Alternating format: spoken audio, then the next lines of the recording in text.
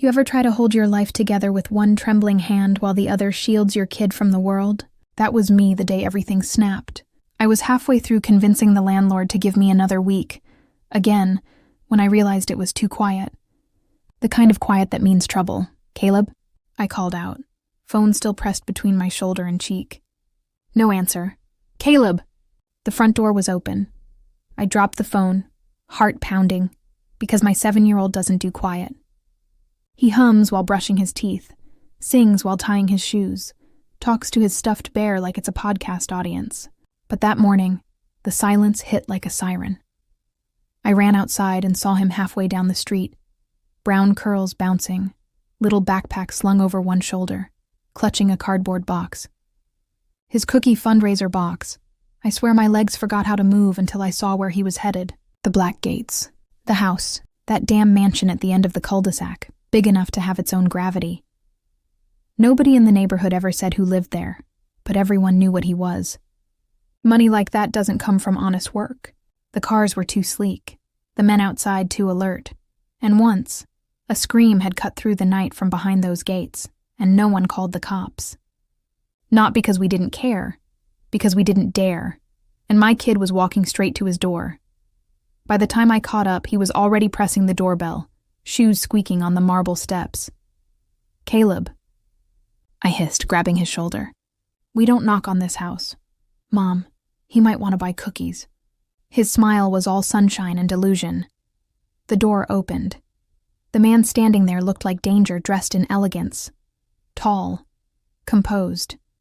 Black dress shirt, the top button undone, sleeves rolled up to reveal veins and a watch that cost more than my car. His eyes weren't the kind that scanned, they assessed. He looked at me first. Not surprised, just curious, then at Caleb, who was now proudly holding up the cookie box like an offering. "Good morning," the man said. His voice was calm, smooth, but carried weight, like every word cost something. "What do we have here?" "Cookies," Caleb grinned. "I'm selling them for school." A ghost of amusement flickered across the man's face. "And what's your name, little salesman?" "Caleb. Caleb." He repeated it slowly, like he was memorizing it for later. Then his gaze slid back to me. "You must be his mother." Yeah," I said, trying to stand a little straighter. He nodded once. "How much for the box?" "It's, $5. He reached into his pocket and pulled out a money clip. Thick, the kind that doesn't bend. He peeled off a few bills and handed them to my son. Not a few, a lot. Caleb's eyes widened. "That's too much." "Keep it," the man said. "I'll take them all." "All?" Caleb blinked. "There's 12 boxes."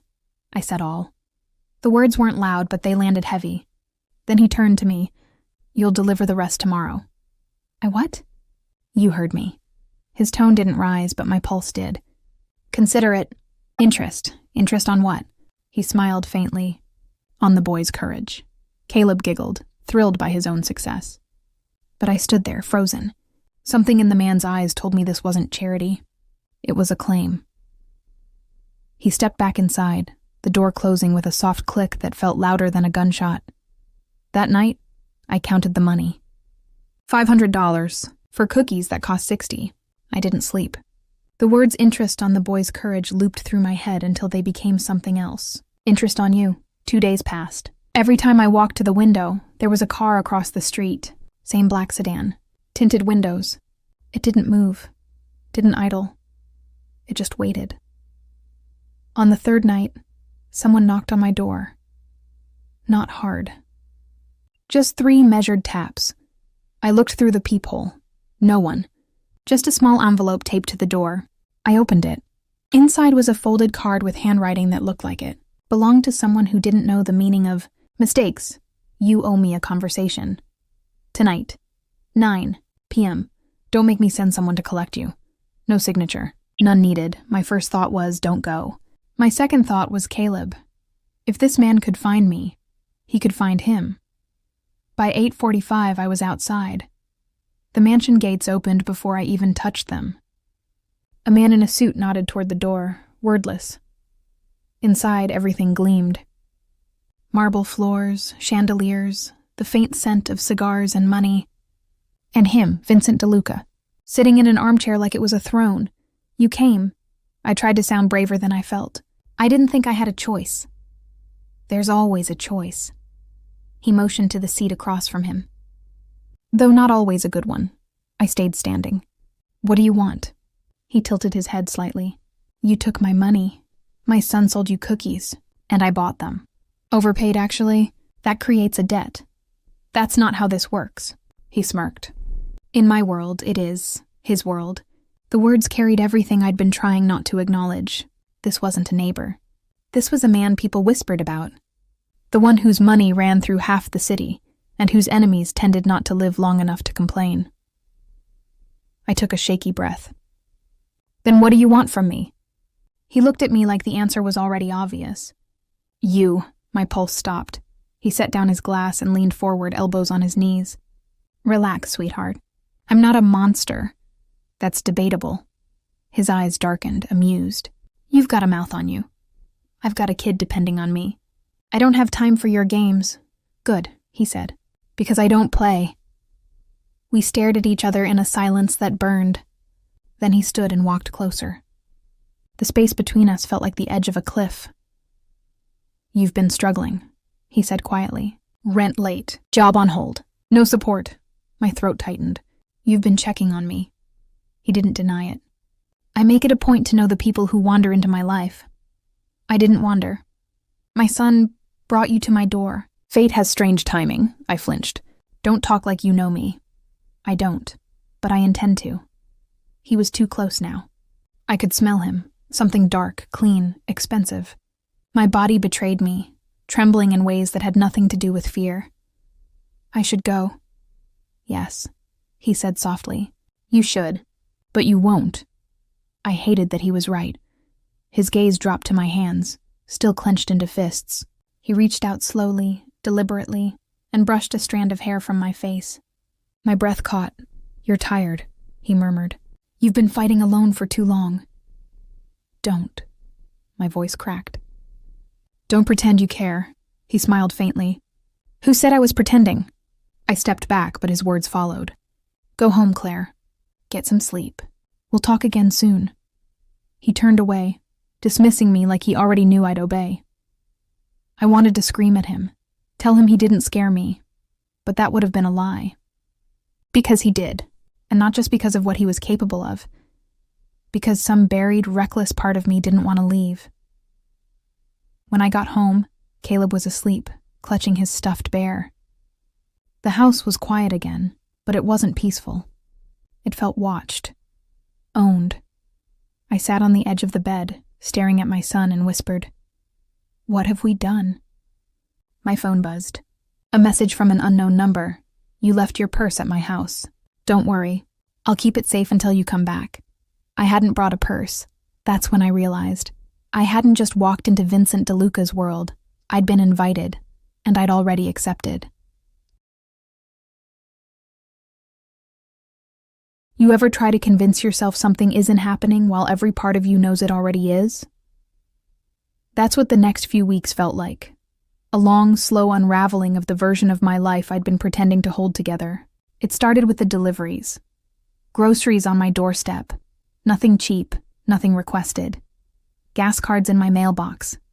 An envelope slipped under my door with rent money in it, and a note that just said, Interest accumulates. I tried calling the police once. Hung up before the call went through. What was I supposed to say? Hi, my son sold cookies to a man who might own half the city, and now he's paying my bills. I knew I should have been terrified. And I was. But underneath the fear was something worse. Relief. Because for the first time in years, things were easier. And that made me hate myself. It was a Thursday when the black car pulled up again. Same tinted windows. This time the back door opened. Mr. DeLuca would like a word, the driver said. I should have slammed the door. Instead, I told my neighbor to keep an eye on Caleb and got in. The ride was silent except for the hum of the engine and the sound of my heartbeat. When we stopped, it wasn't at the mansion. It was somewhere quieter. A warehouse by the docks, lit by sunset. He was waiting inside, leaning against a desk, sleeves rolled up, black shirt open at the collar like last time. He looked too calm for someone whose presence rearranged every molecule of air around him. "Claire," he said, like he'd been saying my name for years. "I was beginning to think you were avoiding me." "I was." He smiled. "And yet here you are. Because you sent a car. You could have said no." "No one says no to you, do they?" He didn't answer, which was answer enough. I folded my arms. "Why am I here?" He nodded toward a chair. "Because I'm done talking through notes." I didn't sit, then talk. He poured 2 glasses of whiskey, set one in front of me. "You're struggling. I help people who interest me." "Help," I repeated. "You're helping me." His gaze was steady. "Yes." "And what do you want in return?" A slow grin. "You." There it was again. That word that sounded more like a verdict than a desire. "I'm not for sale," I said quietly. He stepped closer. "I didn't offer to buy you." "Then what do you call this?" "Debt and opportunity. You can choose which one it becomes." Something in his tone shifted. Less predator, more confession. "You remind me of someone," he said. "Someone who once thought she could outrun me."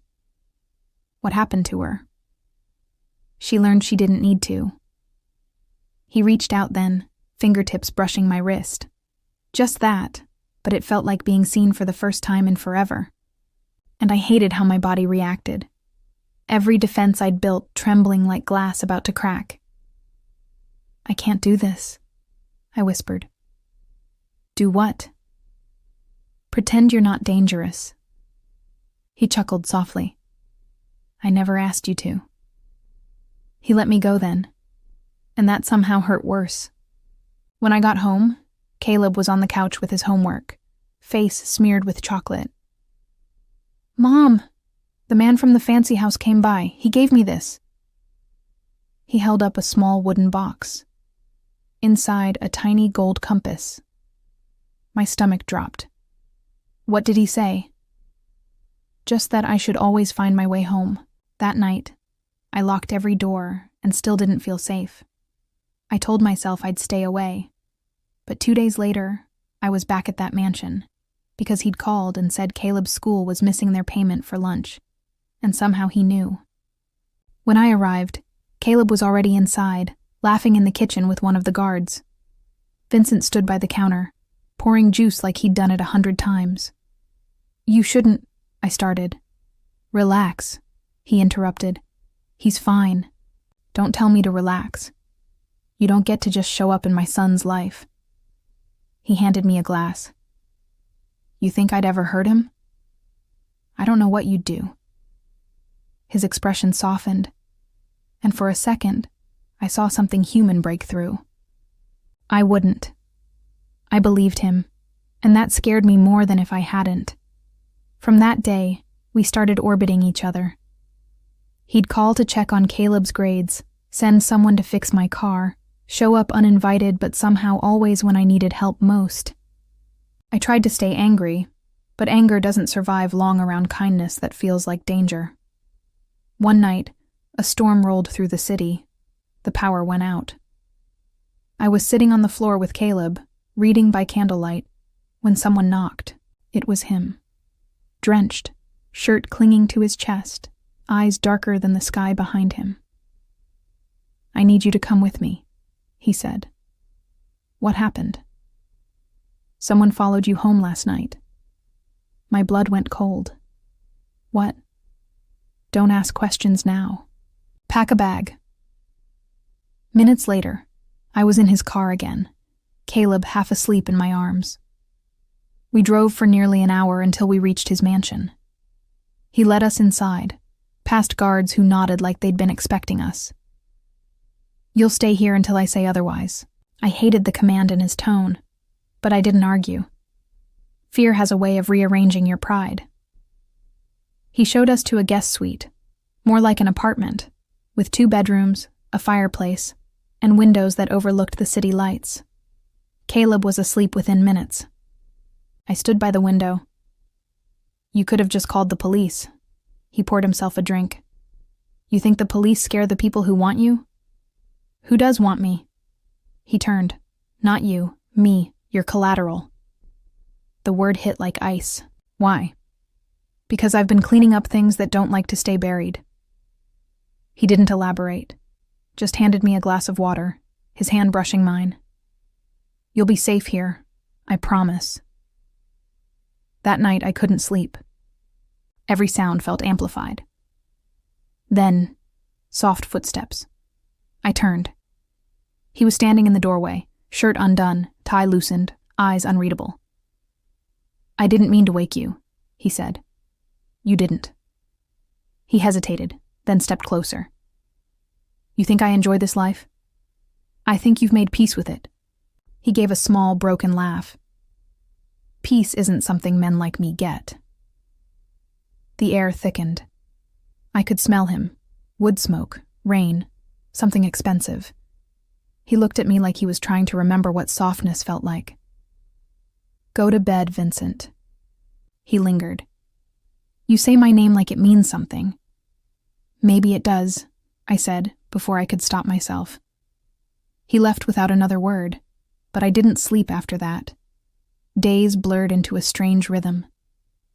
Caleb loved the mansion, its endless rooms, the guards who taught him card tricks, the gardens that smelled like another world. He'd run to Vincent when he came home, holding up his drawings, calling him Mr. V. And Vincent, this man who made grown men shake, would kneel down, listen to every word, and pin Caleb's art to the fridge like it mattered. I'd catch him watching us sometimes. Not like a hunter anymore. Like a man standing outside a life he'd never known he wanted. But every time I felt something close to comfort, the shadow came back. His phone calls behind closed doors. The bruises I pretended not to see. The nights he didn't come home. Then one evening, while Caleb slept, I found a file left open on his desk. Photos. Of me, my apartment, my job, and one name scribbled at the top of the page. Ethan Moore, my ex-husband. The one who'd left when Caleb was 2, vanished into the wind with a trail of debts and broken promises. I froze. When Vincent walked in, he saw the file in my hands. His expression didn't change, but the silence did. "What is this?" I demanded. He shut the folder slowly. "The man who's been using your name to cover his debts." I stared at him, dizzy. "You knew?" "I've known for months. That's why they came for you." "They? Who's they?" "The people he stole from." I wanted to scream. "And you didn't think to tell me?" I was handling it. Handling it? My voice shook. "You let me think I was safe while you were dragging me into your mess." He moved closer, eyes flashing. "My mess? I've been cleaning up yours. You think I brought you here for fun? I think you like owning people." He grabbed my wrist, not hard, but enough to stop my trembling. "If I wanted to own you, Claire, I wouldn't have to try this hard." The anger broke. What came next was quieter. "Why me?" I whispered. He hesitated. "Because you remind me what I could have been if I'd made different choices." Something in me cracked. I pulled away, breathing hard. "You don't get to make me your redemption story." He looked like he wanted to argue, then stopped himself. "You're right." He walked to the door, pausing in the doorway. "Get some rest. I'll fix this." The next morning, he was gone. The guards wouldn't say where. His phone went straight to voicemail. Hours later, one of them handed me another envelope. Inside, Vincent's compass. The same one he'd given Caleb. And a note, scrawled in his rushed handwriting. "If I don't come back, follow north. It'll lead you somewhere better." The world went cold. He'd gone to find my ex. Alone. And I realized the man I'd feared most was the only one who'd ever really protected us. That was the night I stopped pretending I didn't care if he lived or died. There's a sound a heart makes when it stops waiting for someone. It's not a crack. It's quieter than that, like a breath that gives up halfway. That's how the weeks after Vincent disappeared felt. He was gone, and the house, his house, our accidental sanctuary, became a museum of everything I couldn't touch. The guards stayed for a while, hovering like ghosts who didn't know who they were protecting anymore. Then one by one they left. All that was left was me, my son, and the echo of a man who had managed to rearrange the meaning of safety in my head. Caleb still asked about him every night. "When's Mr. V coming back?" I'd smile, tuck him in, and lie through my teeth. "Soon, baby. He's working." But in the dark, I sat by the window with the compass Vincent had left behind, the same one he'd once given Caleb, now returned to me like a message I couldn't read. "Follow north. It'll lead you somewhere better." Except I didn't know where north was anymore. 2 months passed before the first call came. A blocked number. "Claire," a voice said, low, urgent, rough. "He's alive." I dropped the phone. When I picked it up again, the line was dead. I spent 3 more days pretending I didn't hear it, didn't believe it. But pretending was a habit I was ready to break. So I packed a bag, kissed Caleb's forehead, and left him with my sister in the next town over. The address the voice had whispered into my voicemail led me to a small cabin on the outskirts of the city, tucked behind a forest that smelled like rain and regret. The man who opened the door wasn't the one I remembered. Vincent looked human, bruised, pale. His arm was in a sling, and there was a scar tracing his jaw that hadn't been there before. But his eyes, those calm, unreadable eyes, were still him. He leaned against the doorframe, studying me like I was something fragile he didn't trust himself to hold. "I told you to follow north," he murmured. "I thought you were dead. You almost sound disappointed." "Don't do that," my voice broke. "Don't make this into a joke." He sighed, stepping back.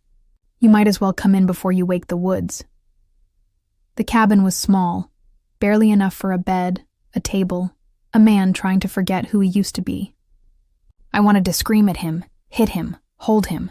Instead, I just stood there, watching him pour a glass of water like it was the most normal thing in the world. "Where were you?" I asked. "Cleaning up the last of Ethan's debts." "You could have told me. You would have followed me. Maybe I should have." He looked up, meeting my eyes. "You think you would have survived what I walked into?" "I survived you." That got a small, tired smile. "Fair point." I sat across from him, fingers trembling around the compass in my palm. "You went after him. I found him. Is he gone?" he said quietly. "And so are the men he owed. No one's coming for you or the boy anymore." The way he said it, flat, final, told me I didn't want to know how he'd made that true. "I didn't want you to see me like this," he added. "Alive, unfinished." The silence that followed wasn't awkward. It was weighted, full of everything we hadn't said when we had the chance. "You shouldn't have done it," I whispered. "You shouldn't have risked your life for us." "I didn't do it for you." He paused, eyes softening. "I did it because I couldn't stand the idea of him still breathing while you were looking over your shoulder." Something inside me cracked open again. I stood, walked over, and pressed the compass into his good hand. "You keep it. You're the one who needs to find your way now." He looked at it for a long time before saying, "You're shaking." "I haven't stopped since you left." He reached up, slow enough to give me time to pull away. I didn't. His thumb brushed my cheek, and for the first time since the world broke, I let myself lean into someone. "I'm sorry," he said. "For what?" "For making you care about a man who can't promise you peace." "You already gave me peace," I said. "You just didn't notice." He laughed, quiet and disbelieving. "You still don't know what I am. I know enough. You buy cookies from children and rescue their mothers. That's who you are to me." For a moment he closed his eyes like the words hurt more than bullets. We stayed in that cabin for hours, not touching, just breathing in the same silence. When he finally spoke again, it wasn't to convince me to stay. It was to set me free. "You should go back," he said. Live your life. Give that boy the world he deserves. And what about you? I'll build one of my own. Alone? He smiled faintly. Some of us were born to keep the lights on for everyone else. I wanted to argue, but I didn't, because I understood now. Some people love you by stepping closer, others by stepping away. I left the cabin before sunrise. When I got back to the city, the mansion had been sold. The guards were gone. It was as if the world had quietly erased every trace of him, except one. A lawyer showed up at my door a week later. No greeting, no explanation, just a single envelope and a set of keys. Inside the envelope, a short note in his handwriting. For Caleb. When he's ready to dream big, tell him I believed he could. The keys were to a small bakery in town, the same one I used to walk past on my way to work, where Caleb would press his nose to the window and say, "Mom, one day we'll have a place like that." I opened it again 2 months later, painted the walls yellow, put a small compass by the register. We called it North. Caleb ran the front with his messy hair and missing teeth, charming everyone who walked in. And me? I baked. I smiled. I lived. But every night, when the sign flipped to closed, I'd sit by the window with the lights off, listening to the city breathe, half expecting to hear a knock at the door. It came 1 year later, just 3 taps. Measured. Familiar. When I opened it, he stood there, not the man from the mansion, not the shadow from my nightmares, just Vincent, a little older, a little more tired, still dangerous, still beautiful. He didn't speak. Neither did I. Caleb spotted him from behind the counter and ran up. "Mr. V," Vincent smiled, kneeling down. "You've grown." Mom says I talk too much now. She's right. Caleb laughed. "You gonna stay this time?" Vincent looked up at me, waiting for permission. I nodded. He straightened, stepping closer. "I don't expect forgiveness. There's nothing to forgive. I disappeared. You survived." He looked around the bakery. The warmth, the light, the smell of cinnamon, and then at me. "You did this." "We did," I said softly. He touched the compass on the counter, tracing it like a relic. "You kept it." "I always do." For a moment, everything stilled. The noise of the world faded. It wasn't perfect, it wasn't tidy, but it was real. 2 people who'd crawled through fire, meeting in the ashes and deciding it was enough. He exhaled slowly. "You ever think about what could have been if I wasn't who I am?" I shook my head. "I think about what is. That's enough for me." He smiled, small and tired. "You always find a way to win the argument." I had a good teacher. We didn't kiss. There was no grand reunion, no violins, no fireworks, just a quiet understanding, a peace built from everything we'd lost. Caleb tugged on his sleeve. "Mom says you like cookies. You want some?" Vincent's eyes softened. "I'll buy them all." This time I laughed. "Not a chance. You're paying retail." He grinned, the same crooked grin that had started all of this, and for the first time in what felt like forever, I wasn't afraid of the man behind it. Later that night, after Caleb had gone to bed and the bakery lights dimmed, Vincent and I sat across from each other. No games, no masks, just 2 survivors learning how to breathe again. He reached for my hand. "You still tremble." "Only when I remember how close I came to losing you." "Don't," he said softly. "I'm right here." I looked at him, really looked, and finally believed it. He wasn't my savior. I wasn't his redemption. We were what was left after the fire, and somehow that was enough.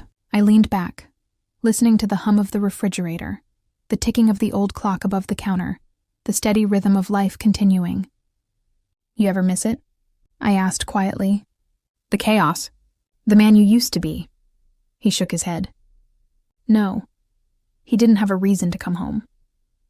And that was the moment I knew, whatever came next, we'd survive it. Not because love had fixed us, but because it had found us. Maybe that's what healing really is, not forgetting the fire, but learning how to live in the light it left behind. So here's my confession, the one story I swore I'd never tell. My son tried to sell cookies at the wrong door. The man behind it bought every box. And somewhere between danger and debt, he bought our freedom too. Not with power, not with money. With the kind of love that doesn't ask to be perfect, only real. If you've stayed with me through this, through every broken breath, every heartbeat that nearly didn't make it, then you already know how it ends. Not with fireworks or forever promises, just peace. And that's rarer than love. If you felt something, if you saw a piece of yourself in me, in him, in the mess we survived, then don't disappear when the story fades. There are more confessions, more hearts that broke and rebuilt themselves waiting for you. Subscribe. Stay. Listen to the next story that should have stayed buried but didn't. Because sometimes the only way to heal is to tell it out loud.